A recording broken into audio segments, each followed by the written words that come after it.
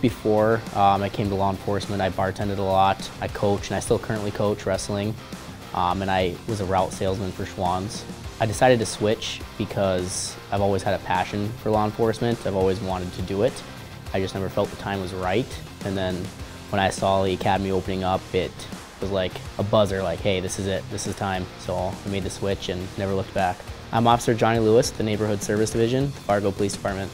I grew up in Windsor, Colorado. I got to 7th grade and they were like, we're doing a wrestling unit in PE.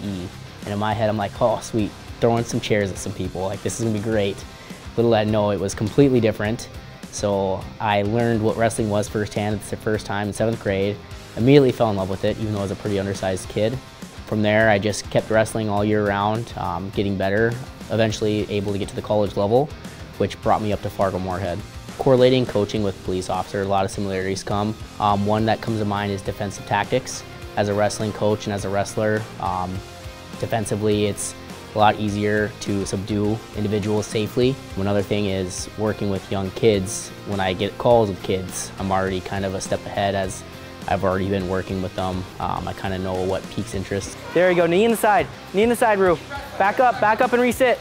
I chose Fargo because I came up here for school, for college after high school, and I immediately just fell in love with the town. I like the Fargo Academy, how it works closely with the department. Not only are you just getting post-certified, but in the Fargo Academy, you're learning the Fargo way. You're starting to learn what Fargo officers do on the street rather than just passing the test to get certified. I had no law enforcement. I had some Explorer, which a lot of kids go through that want to be officers.